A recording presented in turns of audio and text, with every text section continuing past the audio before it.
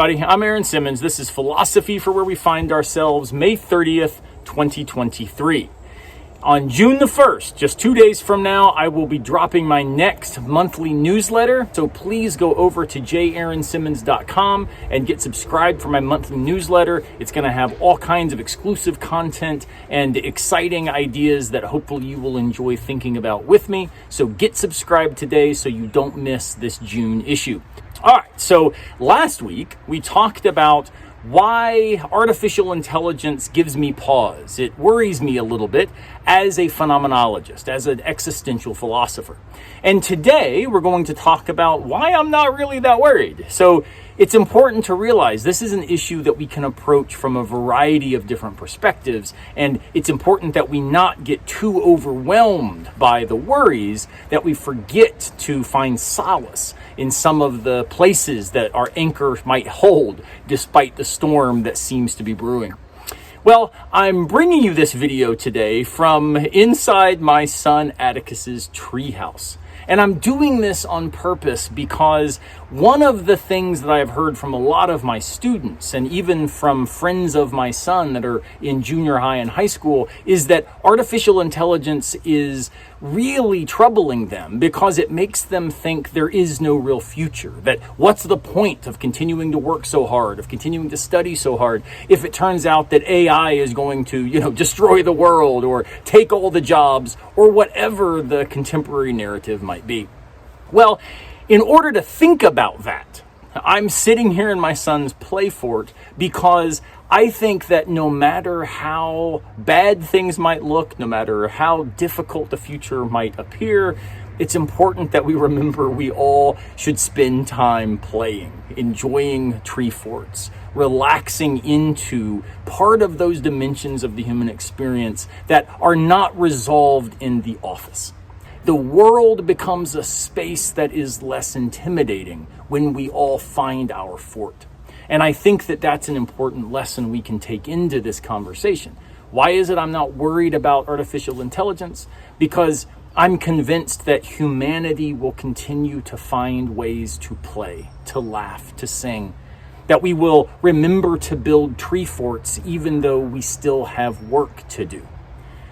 The time in the fort is not time wasted. It is actually maybe the best time we can spend, and it propels us ever more urgently back into our work with a different approach, a different understanding of why it matters in the first place.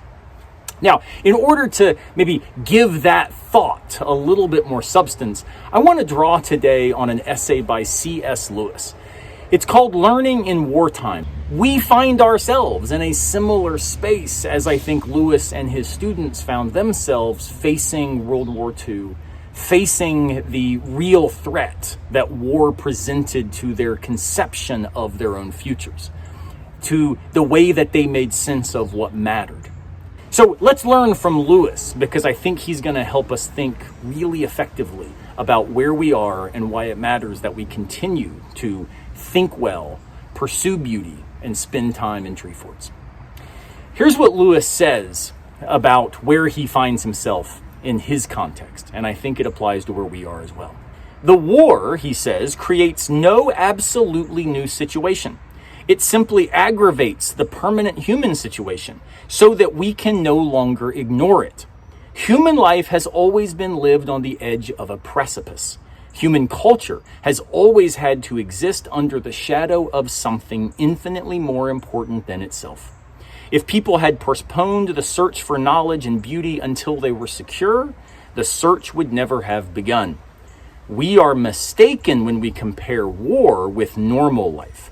Life has never been normal. Doesn't that resound in light of the pandemic that we have recently gone through together, where we called for the return to normal, and yet I kept trying to say in my videos, maybe normal and what we called normal was problematic in really important ways that we can now fully see and understand because they've broken, because the habit has been able to be rethought in light of this disruption that has globally occurred.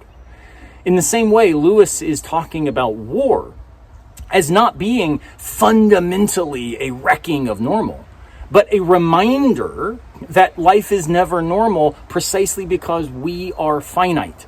We are always living on a precipice of making meaning in light of the fact that we do not have an infinite amount of time to do so. Nothing absolutely has changed. Nothing radically new has been brought about by the war, he says. I want to suggest the same is true in light of artificial intelligence. I'm not fundamentally worried about it because I don't actually think it fundamentally changes anything when it comes to the human condition, when it comes to what it means to live in light of finitude. Yes, it's scary to think about our futures in light of new technology. But when was it not scary to think about our futures? Soren Kierkegaard, in fact, says that we have to live forward and only ever understand backward. In other words, we don't get to have a map that tells us where to go and how to do it well. There is no algorithm for right living. There is risk, but there is appropriately risk with direction. And that direction, that's where we come in. That's where our decision and our earnestness and our investment become the existential tools we have at our disposal for navigating risk relative to what we think is worth that risk. Lewis goes on, though, to say something really important about how that finitude plays out. He says that we are a strange species because we are not simply wrecked by our finitude, not simply overwhelmed by the frustration and the fear that comes from the reality of limited time. Instead, he says, people are different. They propound mathematical theorems in beleaguered cities, conduct metaphysical arguments in condemned cells, make jokes on scaffolds, discuss the last new poem while advancing the walls of Quebec, and comb their hair at Thermopylae. This is not panache, it is our nature. Yeah, to that I simply say amen. This is our nature, part of what it means to be beings like us, as we've discussed with Heidegger and Levinas and Kierkegaard and all of the other philosophers that we talk about regularly on this channel. We are beings making the most of what's been made of us. That doesn't change just because AI adds a new wrinkle to how we think about navigating social life, how we approach tasks like writing papers, how we understand the jobs that are going to be coming in new economies.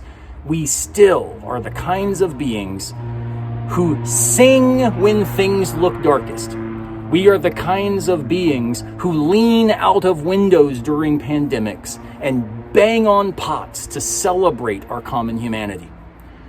This happened in World War II. It happens now.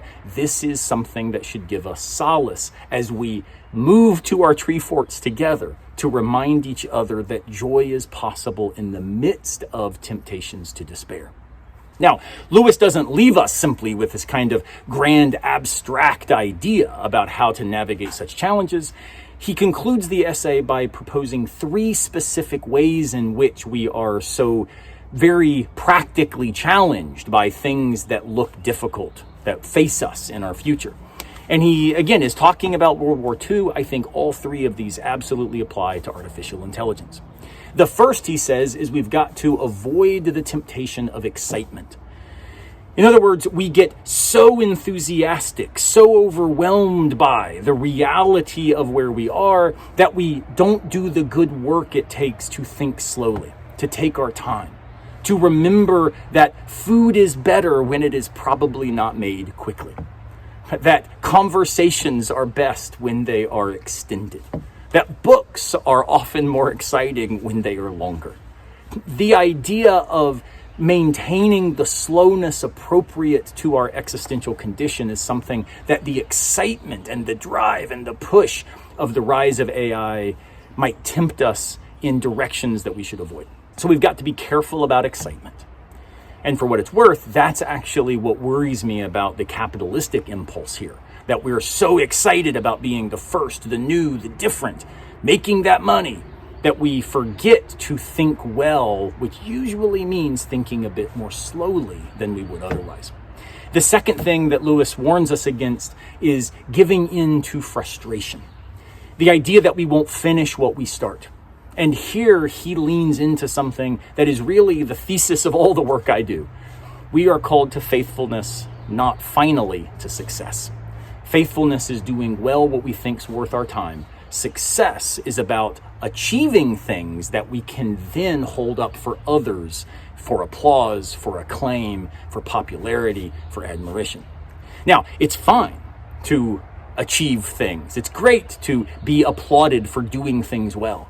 But if that's what drives us, if that's what really gives us the fire in our belly, we've missed out on the faithfulness that is actually what builds our integrity, grounds our purpose, and should propel us forward regardless of whether we are able to complete the task. The question is, will we engage and do that task to the best of our ability for as long as we can? Ultimately, that's the call to which our human existence must respond. And finally, he says we've got to worry about fear, basically stifling us from continuing to think in the midst of real danger, real risk. When it comes to this question of fear, Lewis is actually really profound and does not mince words. He puts it this way: there is no question of death or life for any of us, only a question of this death or that, of a machine gun bullet now or a cancer 40 years later. What does war do to death? It certainly does not make it more frequent. 100% of us die, and the percentage cannot be increased. In other words, despite the fact that fear really does stifle creativity, it really does sometimes make it hard for us to find our way into these tree forts and say that it matters we take time to play, that we take time to celebrate, that we take time to sing and enjoy being with each other. That can be hard when we are faced with our finitude. But Lewis reminds us, we have always been faced with this finitude. That's the condition of the meaning we make at every instant. So how do we overcome excitement, frustration, and fear? We continue to propel ourselves forward by being committed to what always has mattered. It matters that we think. It matters that we think well. And it matters that we think well with others. So, am I worried about AI? Ultimately, no. I am trepidatious about the fact that it presents new circumstances and new opportunities for doing what we've always been called to do. But I really do think that we can handle this. This is not meant to belittle or minimize the threat that AI genuinely poses to many aspects of the way we now do normal life. But it is hopefully a phenomenological, a philosophical reminder of the existential consistency with which our existence has always played out. We have work to do, but don't forget to play in the meantime. Finitude is real, so what's worthy of your finitude today? Okay, I hope this is helpful.